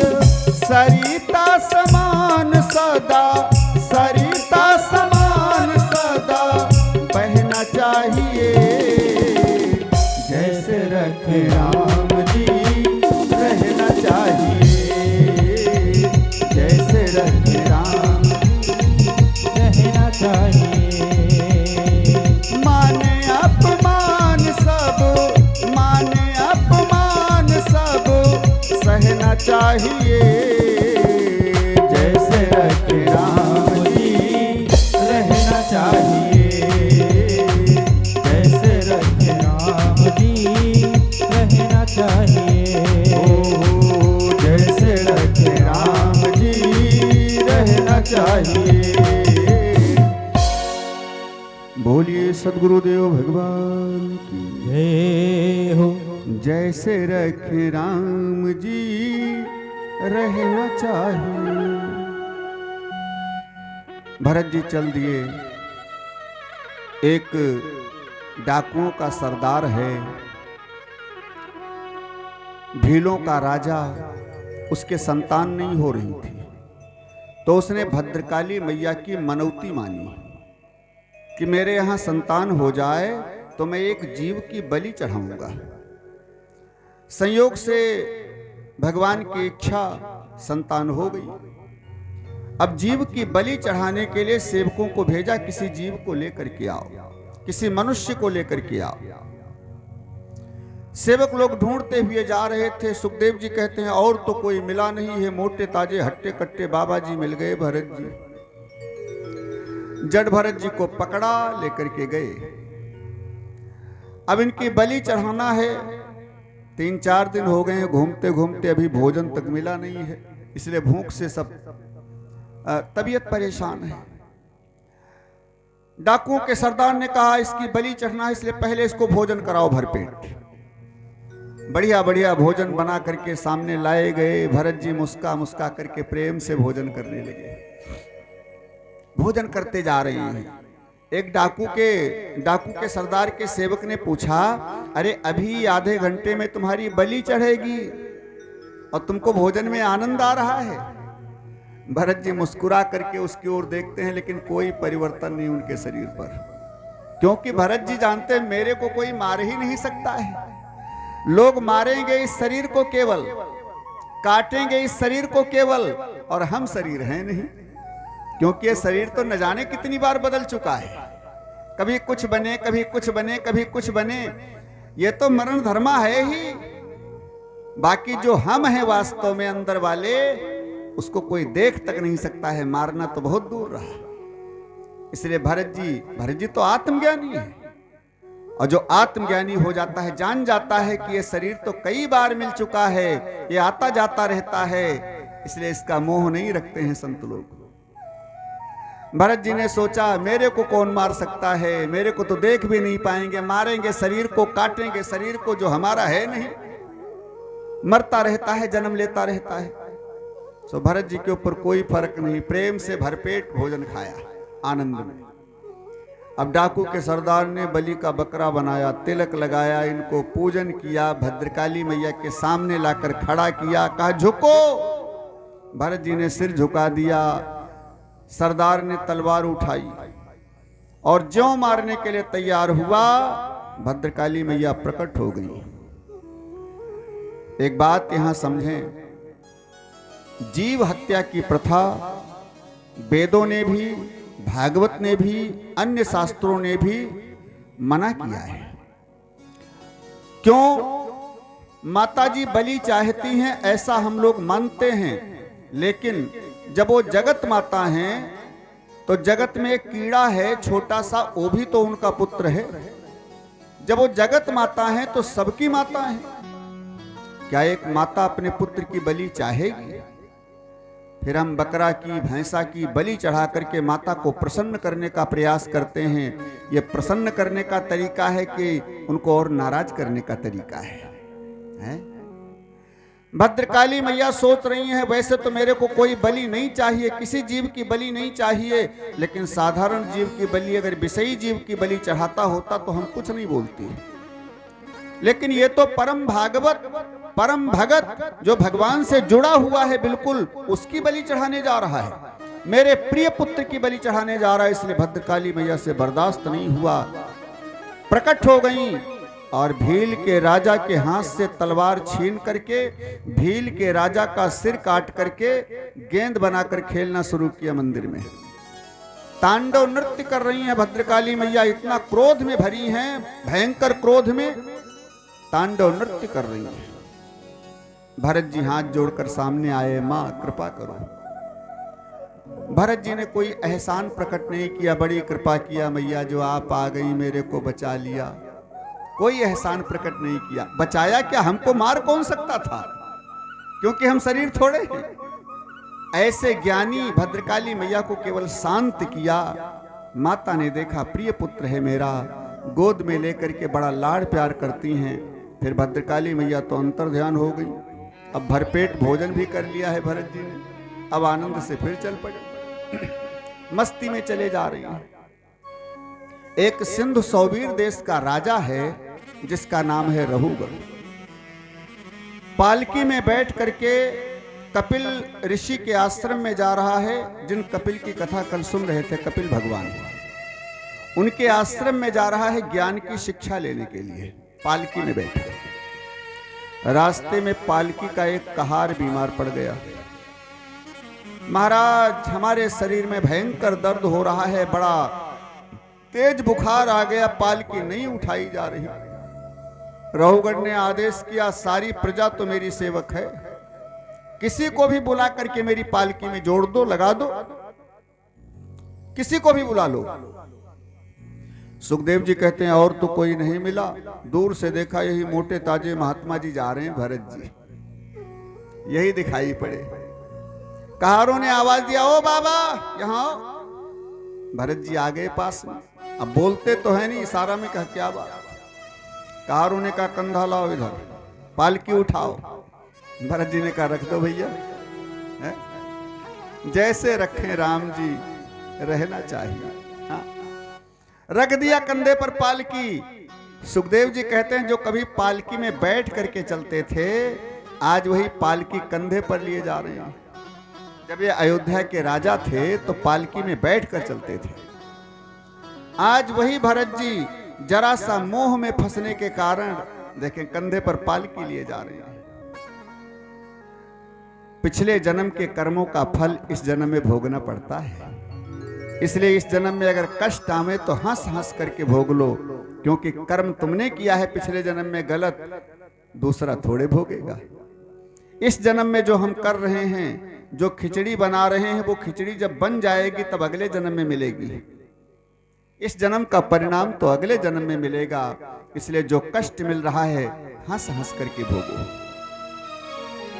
कोई तन दुखी, कोई मन दुखी, कोई धन बिन रहत उदास, और थोड़े थोड़े सब दुखी, सुखी राम को दास। दुनिया में कोई सुखी नहीं है, केवल भगवान का दास ही सुखी है, आनंद में है, बाकी सब दुखी हैं। एक जगह हम कथा कर रहे थे, शायद चंडीगढ़ की बात है, तो वहां एक सेठ जी ने निमंत्रण किया। वो जो भैया बजा रहा है तबला, उसका भाई जो छोटा वाला है वो मेरे साथ गया था वहां बजाने। हाँ, तो निमंत्रण किया एक सेठ जी ने। हम 7-8 लोग थे, साथ में गए भोजन करने उनके यहाँ। सब प्रकार के भोजन बनवाए थे, बहुत बड़े थे सेठ जी। भोजन करने के लिए जब बैठे तो हमने सेठ जी से कहा, आओ तुम भी बैठो पास में, क्योंकि बिना मकान मालिक को साथ में बैठाए हम नहीं भोजन करते, आओ बैठो। उन्होंने, सेठ जी ने कहा, ना महाराज हम नहीं करेंगे। हमने कहा क्यों? आओ बैठो। कहा ना महाराज ये सब हम नहीं खाते हैं, डॉक्टरों ने मना किया है। हमने कहा क्या खाते हो फिर? कहा महाराज उबला हुआ साग या दाल का थोड़ा पानी और 2 फुलके छोटे छोटे, एक बार पा लेता हूं, अगर इच्छा होती है तो, नहीं तो कुछ नहीं खाता हूं। हमने देखा 14 उनके यहाँ नौकर घर के अंदर का काम करने वाले हैं, केवल घर के अंदर का, झाड़ू पोछा करने वाले, भोजन बनाने वाले, चाय पानी देने वाले। हमने सेठ जी से पूछा कमाई कितनी होती है तुम्हारी? कहा 1000 करोड़ का टर्नओवर है, 1 साल का। 1000 करोड़ का टर्नओवर है, 1 साल की कमाई। हमने मन में सोचा बताओ पैसा इतना कमाते हैं और खाने के लिए डॉक्टरों ने मना किया है, क्या करेंगे कमा करके? अब उनके घर के जो नौकर हैं 14, वो रबड़ी मलाई खाते हैं बना करके, कोई कमी तो है नहीं, वो दूध मलाई खाते हैं बना करके, अच्छे अच्छे भोजन बना करके खाते हैं वो नौकर, और सेठ जी खाते हैं उबला हुआ साग, दाल का जूस थोड़ा सा, ये खाते हैं। तो कोई तन दुखी, कोई मन दुखी, कोई धन बिन रहत उदास, और थोड़े थोड़े सब दुखी, सुखी राम को दास। संसार में ऐसा कोई नहीं मिलेगा जो दुखी न हो, लेकिन ये पूर्व जन्म के कर्मों का फल है जो इस जन्म में हमको मिल रहा है। ज्यादा पैसा है लेकिन शरीर में ताकत नहीं है, शरीर में ताकत खूब है लेकिन धन नहीं है, शरीर में ताकत भी है, धन भी है खूब, लेकिन संतान नहीं है। मान लीजिए संतान भी है, धन भी है, पहलवान भी हैं, हट्टा कट्टा हैं, लेकिन मन हमेशा खिन्न रहता है, न जाने क्यों टेंशन में रहते हैं। कोई न कोई कष्ट सबके ऊपर होता है, केवल राम का दास ही एक सुखी होता है और कोई नहीं। भरत जी पिछले जन्म के कर्मों का फल समझ करके कंधे पर पालकी रख के चल पड़े, चले जा रहे हैं। लेकिन भरत जी की चाल बड़ी बेढंगी है, ये बोलते तो हैं नहीं, कभी हंसने लगते हैं, कभी रोने लगते हैं, कभी मन ही मन गाने लगते हैं, आवाज नहीं निकलती लेकिन मन ही मन गाने लगते हैं भगवान के नाम का कीर्तन, और कभी रोने लगते हैं, आंसू गिरने लगते हैं, कभी कभी हंसने लगते हैं। और ये जब चलते हैं तो 4-5 हाथ जमीन आगे देखते हुए चलते हैं, कहीं कोई कीड़ा ना आ जाए, पैर के नीचे पड़ करके दब करके मर जाए, जो उसका दोष लगे मेरे को। पालकी कंधे पर लिए जा रहे हैं, देखा एक चींटियों का झुंड आ गया सामने, और जैसे चींटियों का झुंड देखा, बहुत दूर तक तमाम झुंड है चींटियों का, जैसे झुंड देखा सो भरत जी ने छलांग लगाई, इनको पार करके उस पार हो जाऊं। अब विचार करें, पालकी कंधे पर रखने वाला जब छलांग लगाएगा तो पालकी में बैठने वाली की दशा क्या होगी?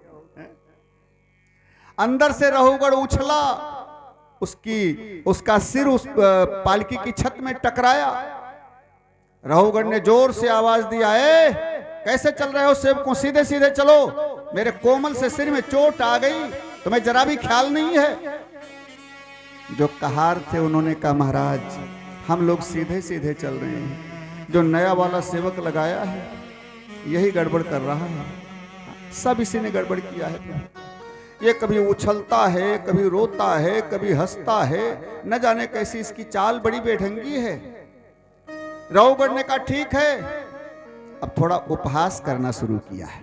रहुगढ़ ने आए, तुम लोगों को जरा भी तमीज नहीं है, कैसे को लगा दिया पालकी में, 1.5 हड्डी का है बेचारा, जबकि मोटे ताजे हैं, हट्टा कट्टा हैं भरत जी हैं, लेकिन 1.5 हड्डी का है बेचारा, जान नहीं है शरीर में, तुमने पालकी उठाने के लिए कह दिया है। रहुगढ़ ने डांट करके कहा, जानता नहीं मेरे को, मैं चक्रवर्ती राजा हूं, बड़े बड़े सेठ लोग, छोटे मोटे राजा लोग मेरी पालकी में कंधा लगाने के लिए तरसते हैं। आज तेरे को यह सेवा प्राप्त हुई है सौभाग्य से, तो ठीक से पालकी नहीं उठाई जाती, सीधे सीधे चलो, वरना यमराज के बाद दंड देने में मेरा ही नंबर आता है, ऐसा दंड दूंगा जिंदगी भर याद करेगा। लेकिन भरत जी को मालूम पड़ता है कुछ सुने ही नहीं है, चाल वही बेढंगी। देखा आगे एक चींटियों का झुंड और आ गया, और जब चींटियों का झुंड देखा तो फिर छलांग लगा दी। अब की बार छत में टकराया सिर, क्रोध से भड़क उठा, लेकर के तलवार पालकी से कूद गया, सामने तलवार लेकर खड़ा हो गया। अब नहीं छोड़ूंगा, तेरे को दंड दूंगा, मृत्यु दंड दूंगा, मार दूंगा। भरत जी मन ही मन विचार करते हैं, आज इस राजा के कल्याण के लिए मेरे को बोलना पड़ेगा। आज तक हम नहीं बोले, आज पहली बार मेरे को बोलना पड़ेगा। यहां ये मत समझें कि भरत जी अपने प्राण बचाने के लिए बोलने जा रहे हैं, क्योंकि भरत जी तो आत्मज्ञानी है, वो जानते हैं कि ये ओरिजिनल नहीं है, शरीर तो मरने वाला है, जाने वाला है, बार बार बदलने वाला है, अंदर वाले हम हैं, ओरिजिनल हम वही हैं। इसलिए भरत जी अपने बचने का साधन नहीं कर रहे हैं। रहुगढ़ का कल्याण कैसे होगा? अगर संत का अपराध किया इसने, मेरे संत शरीर को दंड दिया इसने, मारा या अपशब्द कहा, तो इसका परिणाम इसको भोगना पड़ेगा, घोर नरक में जाना पड़ेगा। तो संतों की परिभाषा बदल जाएगी। संत मिलन सम सुख जग नाही। संतों के मिलने के बाद भी अगर दुख आए, मुसीबत आए, तो समझ लो कोई कमी जरूर हो गई है हमारे में। भरत जी सोच रहे हैं अगर मेरे मिलने के बाद रहुगढ़ को नरक में जाना पड़ा तो संतों की परिभाषा बदल जाएगी, इसलिए आज रहुगढ़ के कल्याण के लिए मेरे को बोलना पड़ेगा। और फिर सुखदेव जी कहते हैं, इतना सुंदर बोले भरत जी, इतना सुंदर बोले कि भरत रहुगढ़ की जिंदगी सुधर गई। कहते हैं बढ़िया मंच लगा हो, सुंदर गद्दा बिछा हो, ऐसा बढ़िया माइक लगी हो हमारे कमलेश भैया की, संगीत की व्यवस्था भी सुंदर सुंदर हो, साथ में आप जैसे भावुक श्रोता बैठे हो, तो कोई भी 3 घंटे 4 घंटे प्रवचन कर सकता है। लेकिन जहां पर जो प्रवचन करने वाला है, ज्ञान देने वाला है, उसी को मारने के लिए श्रोता, सुनने वाला, वो तलवार लिए खड़ा हो मारने के लिए, मार दूंगा, अभी मार दूंगा, बिल्कुल मारने के लिए तैयार खड़ा हो। ऐसी परिस्थिति में ज्ञान देना केवल जड़ भरत के बस की बात है, और किसी संत के बस की बात नहीं है, किसी ज्ञानी के बस की बात नहीं है। तो कहते हैं भरत जी इतना सुंदर बोले कि रहुगढ़ की जिंदगी सुधर गई। पहली बार बोले हैं जिंदगी में आज। हंसे पहले और फिर कहने लगे, राजन इतनी देर तक जो कुछ भी तुमने कहा है वो सब झूठ कहा है, सब झूठ कहा है। तुमने कहा है कि मैं तुमको दंड दूंगा, तो राजन मेरे को दंड तुम क्या दोगे? मेरे को तो देख भी नहीं सकते, तुम दंड इस शरीर को दोगे, मारोगे तुम इस शरीर को, और शरीर हम हैं नहीं, क्योंकि जन्म लेना, बड़ा होना, बूढ़ा होना, जवान होना, मर जाना, ये शरीर के धर्म हैं, हमारे नहीं हैं। हम शरीर हैं नहीं, हम तो शुद्ध मुक्त चिन्मय शाश्वत अविनाशी तत्व परमात्मा का अंश हैं। तुमने कहा कि तुम्हारी चाल बड़ी बेढंगी है, सीधे सीधे चल नहीं पाते, हट्टा कट्टा शरीर लिए घूम रहे हो। तो राजन दुबला होना, मोटा होना, छोटा होना, लंबा होना, ये शरीर के धर्म हैं, हमारे नहीं हैं। ये आत्मा के धर्म नहीं हैं। आत्मा ज्यों की त्यों रहती है, जितनी की जन्म के समय जितनी होती है उतनी ही मरने के समय होती है। केवल शरीर बढ़ता है, शरीर मोटा होता है, शरीर तंदुरुस्त होता है, कमजोर होता है, बूढ़ा होता है, रोगी होता है, लेकिन आत्मा नहीं। और जब ये बात कही जड़भरत जी ने तो रहुगढ़ के हाथ से तलवार छूट गई नीचे। अहंकारी तो है रहुगढ़, लेकिन खुश्क अहंकारी नहीं है, सरस है। हाँ, सरस है, ज्ञान की भाषा समझता है वो।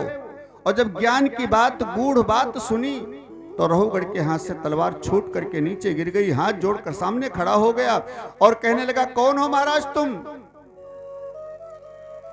कस्तम निगूढ़श्चरसि दुज्जानाम बिभर्षि सूत्रम कतमोवधूतः कस्यासि कुत्रत्तिहापि कस्मात् क्षेमाय नश्चेदतिनोत शुक्लः। आप कौन हो महाराज? बिभर्षि सूत्रम, आपके कंधे पर मोटा जनेऊ देख करके तो कंफर्म हो गया कि तुम ब्राह्मण के बालक हो। लेकिन कौन हो महाराज? तुम सुखदेव हो, व्यास हो, पाराशर हो, या कोई और हो? कहीं ऐसा तो नहीं कि कपिल भगवान ही मुझे ज्ञान देने के लिए, मेरा कल्याण करने के लिए वेश बदल करके आ गए हो? कौन हो तुम? जड़भरत जी हंसे और कहने लगे, राजन, ये तुम्हारी दूसरी गलती है जो मेरे से पूछ रहे हो कि तुम कौन हो। राजन, जो मैं हूं वही तुम हो, जो तुम हो वही मैं हूं। केवल शरीर का परिवर्तन है बस, हमारे तुम्हारे में कोई अंतर नहीं है। जो मेरे अंदर है वही तुम्हारे अंदर है। रहुगढ़ ने कहा, महाराज थोड़ा नीचे नीचे स्तर से बात करो, इतने ऊंचे से आप बोल रहे हैं, हम वहां तक पहुंच ही नहीं पा रहे हैं। जड़भरत जी ने कहा, राजन समझो, 1000 घड़ा पानी से भर करके रख दिए जाएं। सूरज अकेला है, अकेले सूरज की परछाई प्रत्येक घड़ा के अंदर दिखाई पड़ेगी। सूरज एक है लेकिन प्रत्येक घड़ा के अंदर उसकी परछाई दिखाई पड़ेगी 1000 घड़ा में। अब 1000 घड़ा में परछाई होने से सूरज 1000 नहीं हो जाएंगे। ऐसे ही ईश्वर का तत्व एक है। ईश्वर एक है लेकिन शरीर रूपी घट अनेक हैं और प्रत्येक घट के अंदर उसकी परछाई है, विद्यमान है। आत्मा के रूप में, ईश्वर अंश के रूप में प्रत्येक घट के अंदर उसकी परछाई बैठी हुई है। इसलिए जैसी तुम्हारे अंदर परछाई वैसी मेरे अंदर। इसलिए जो तुम हो वही हम हैं। ईश्वर का अंश तुम भी, ईश्वर का अंश हम भी। ये शरीर तो आने जाने वाला है, इसका कोई महत्व नहीं है। माटी के पुतले, माटी के पुतले, ये माटी के पुतले, माटी के पुतले, क्यों इतना इतराए रे वो माटी के पुतले, क्यों इतना इतराए रे वो माटी के पुतले, क्यों इतना इतराए रे वो माटी के पुतले। तेरा जीवन बीता जाए रे वो माटी के पुतले, जीवन बीता जाए वो माटी के पुतले। माटी के पुतले, माटी के पुतले, माटी के पुतले, माटी के पुतले, क्यों इतना इतराए रे ओ माटी के पुतले, क्यों इतना इतराए रे ओ माटी के पुतले। और जिस तन को तू खूब सजाए, जिस तन को तू खूब सजाए, मलमल साबुन खूब नहाए, मलमल साबुन खूब नहाए। ये ये तो यहीं पड़ा रह जाए रे, वो माटी के पुतले यहीं पड़ा रह जाए रे, वो माटी के पुतले क्यों इतना इतराए रे, वो माटी के पुतले।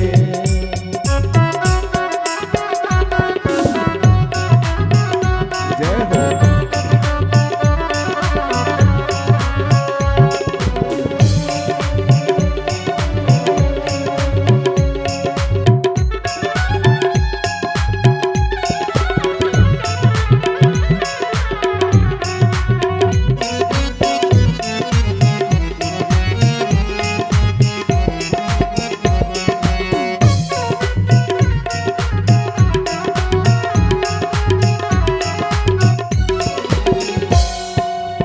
क्यों करता है मेरा मेरा, क्यों करता है मेरा मेरा, क्यों करता है मेरा मेरी, क्यों करता है मेरा मेरी, ठगनी माया राख की ढेरी, ठगनी माया राज की ढेरी, कोई मिले न तो है सहाय रे, जब जाओगे तब मिले न तो है सहाय रे, वो माटी के पुतले जीवन बीता जाए रे, वो माटी के पुतले।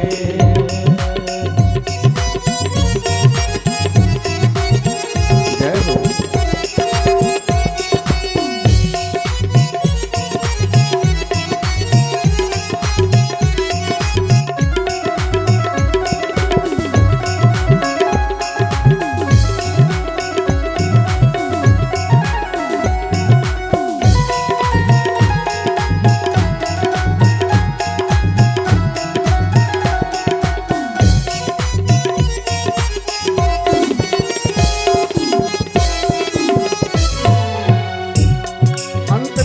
ज्ञान बताया है, फिर क्या करें महाराज?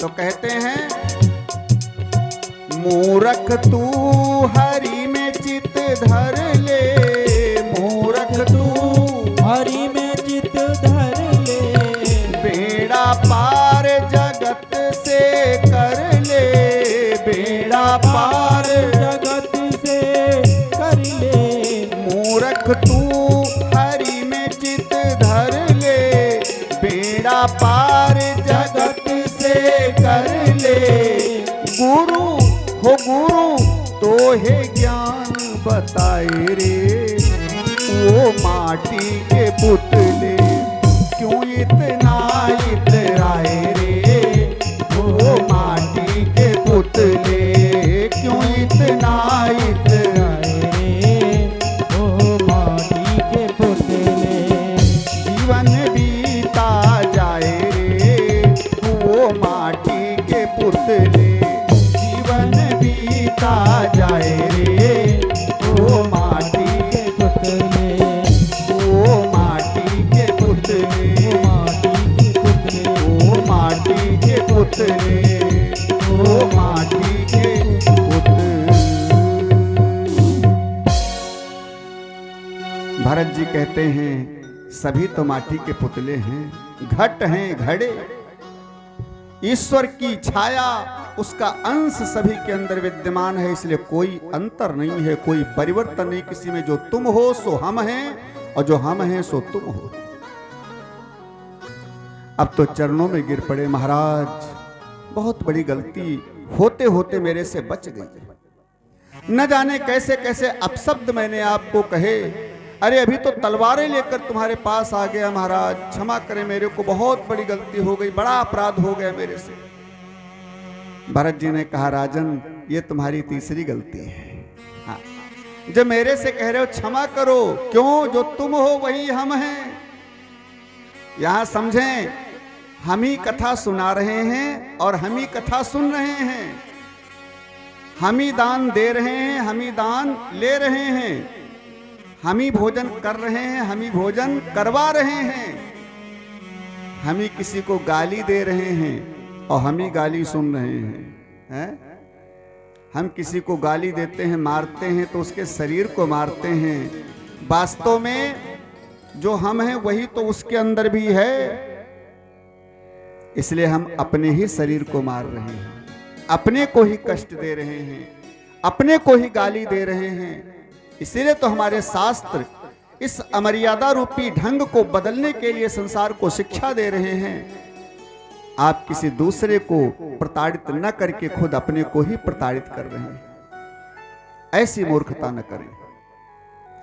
इसलिए भरत जी कहते हैं, राजा ने तुम्हारी तीसरी गलती जो मेरे से क्षमा याचना तुम कर रहे हो। रघुगढ़ हाथ जोड़कर खड़े हो गए, महाराज अब ज्यादा माया का पर्दा मत डालो, मैं समझ गया मेरा कल्याण अवश्य होगा, अब वहां जाने की जरूरत नहीं, यही मेरा कल्याण हो जाएगा। अब मेरे अंदर कुछ प्रश्न है, उनके जवाब चाहिए। भरत जी ने कहा पूछो, क्योंकि आज तो पहली बार बोले हैं, अब बोलेंगे, जितना पूछना हो पूछो। अब पूछो।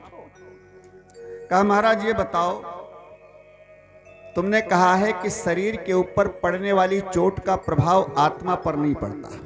जैसे कहा है ना कि मारोगे मेरे शरीर को, और हम शरीर हैं नहीं, इसलिए हमारे ऊपर कोई फर्क नहीं पड़ने वाला, हमको कोई कष्ट नहीं होने वाला। तो मेरा प्रश्न है महाराज, इस शरीर का संबंध किससे है? भरत जी ने कहा इस शरीर का संबंध इंद्रियों से है। अच्छा, इंद्रियों का संबंध किससे है? कहा इंद्रियों का संबंध मन से है। तो मन का संबंध किससे है महाराज? कहा मन का संबंध है आत्मा से। रघुगण ने कहा प्रभु, जब शरीर का संबंध इंद्रियों से, इंद्रियों का मन से, मन का आत्मा से, सब एक दूसरे से संबंधित हैं, तो शरीर पर पड़ने वाली चोट का प्रभाव आत्मा पर क्यों नहीं पड़ता है? जैसे एक पतीली में पानी भरा या दूध भरा, कुछ भी मान लें, एक पतीली में पानी भरा और उसको चूल्हे पर चढ़ा दिया, नीचे से आग जलानी शुरू की। अब आग की लौ पतीली को लग रही है, अंदर पानी है, पानी को आग की लौ नहीं लग रही है, लौ आग की पतीली को लग रही है। लेकिन आग से संबंधित पतीली और पतीली से संबंधित जल, उसके अंदर वाला पानी और पतीली से जुड़ा हुआ है। इसलिए पतीली से संबंधित होने पर पतीली गर्म हुई, फिर पानी गर्म हुआ, उसमें डाल दिया चावल, तो पानी से संबंधित हैं चावल, इसलिए चावल भात बन गए। महाराज चावल भी पक गए एक दूसरे से संबंधित होने पर। ऐसे ही जब सब एक दूसरे से संबंधित हैं तो आत्मा को चोट का प्रभाव क्यों नहीं होता है? भरत जी ने सुना तो बड़ा ठहाका लगा करके हंसे और कहने लगे, राजन हो तो तुम बड़े ज्ञानी, लेकिन बात अज्ञानियों जैसी करते हो। अको विदह को विदबाद बादान बदस्यथो नाति विदाम वरिष्ठः। अकोविदः कोविद वाद वादान, माने बात तो विद्वानों जैसी करते हो, लेकिन तुम मूर्ख हो, महामूर्ख हो राजन, जानते कुछ नहीं हो। अच्छा एक बात बताओ, जिस पतीली में हमने पानी भरा, चावल भरा, उसमें चावल की जगह पत्थर का टुकड़ा डाल दो एक। तुमने जितने भी उदाहरण दिए सब विकारी वस्तु के उदाहरण दिए हैं। ये चावल भी विकारी वस्तु है, माने नष्ट होने वाली है, पतीली भी नष्ट होने वाली है, सब विकारी वस्तु की तुलना दिया है तुमने। लेकिन जो निर्विकारी वस्तु है, निर्लेप है, पत्थर का टुकड़ा उसी पानी में डाल दो और जिंदगी भर आग जलाते रहो, क्या वो भात बन जाएगा? है?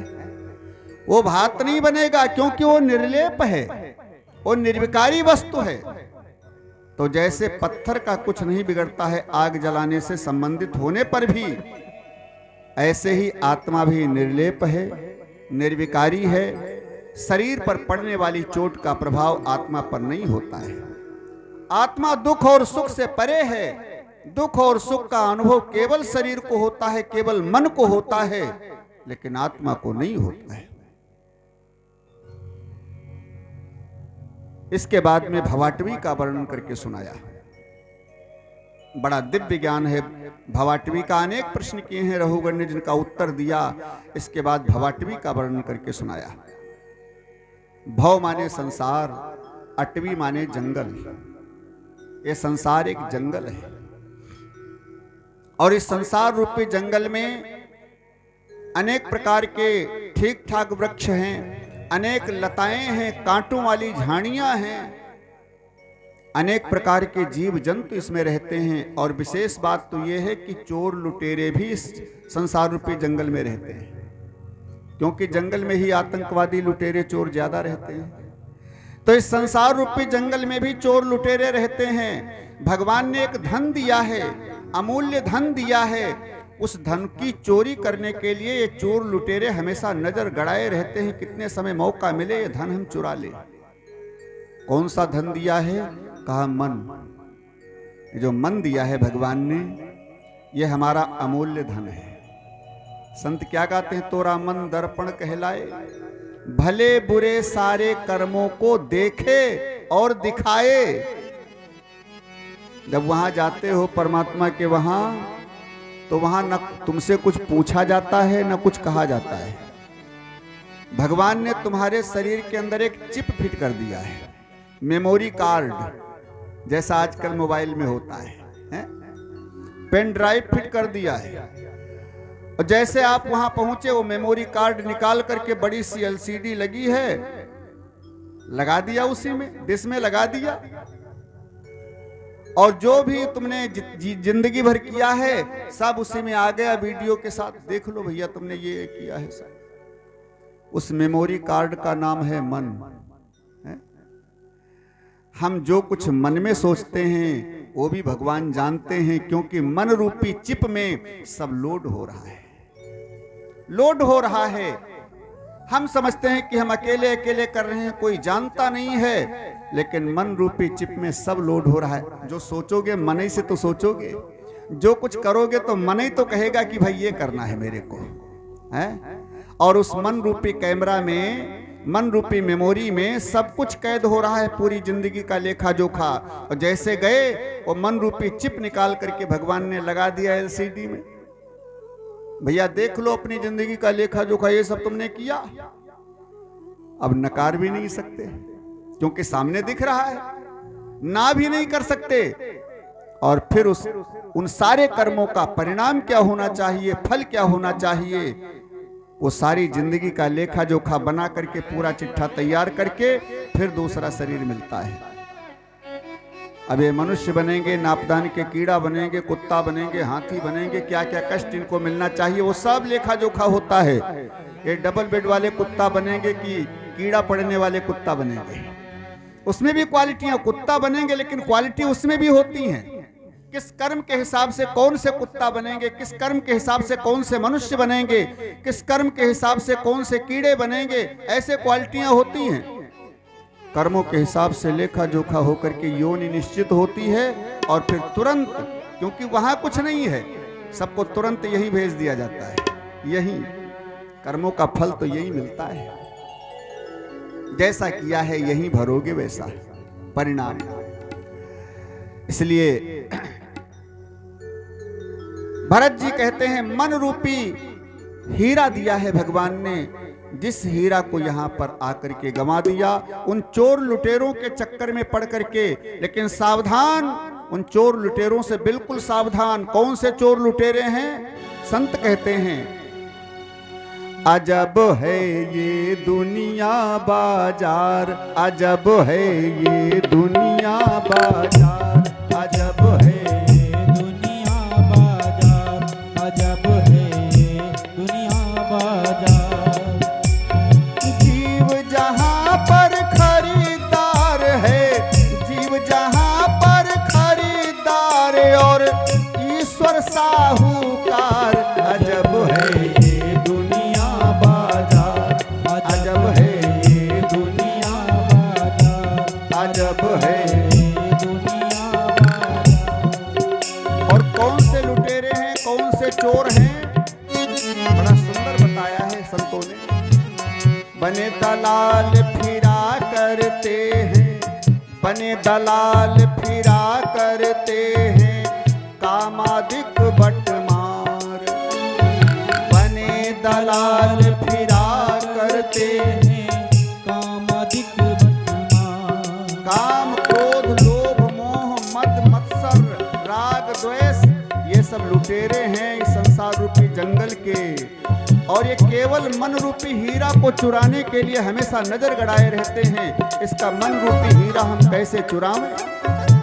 और मौका पा करके मन रूपी हीरा चुरा करके इसी संसार की विषय वासना में लिप्त कर देते हैं, उसी में छिपा देते हैं। बने दलाल फिरा करते हैं कामादिक बटमार। बने दलाल फिरा करते हैं कामादिक बटमार।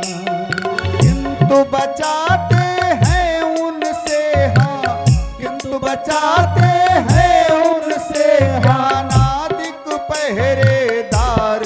अजब है ये दुनिया बाजार, अजब है ये दुनिया बाजार, अजब है ये दुनिया बाजार।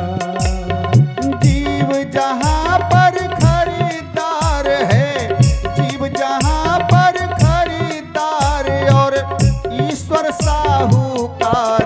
अजब है ये दुनिया बाजार, अजब है ये दुनिया, अजब है ये दुनिया बाजार, अजब है ये दुनिया बाजार, अजब है ये दुनिया बाजार।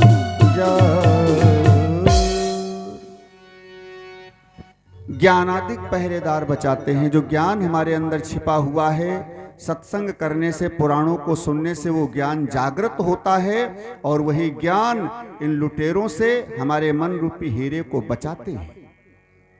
इसलिए हमेशा इन कथाओं को सुन करके अपने मन रूपी हीरे को बचाने का प्रयास करो। ये मन रूपी हीरा केवल परमात्मा की वस्तु है, उन्हीं को देने का प्रयास करो। मन संसार में मत देने का प्रयास करो। अगर संसार वालों को मन दिया तो फिर निश्चित है पतन होगा, कष्ट मिलेगा, संकट आएंगे, अनेक जन्मों तक संकट आएंगे, निश्चित है। इसलिए मन संसार वालों को मत दो। मन जब कभी देना चाहो तो केवल भगवान को दो।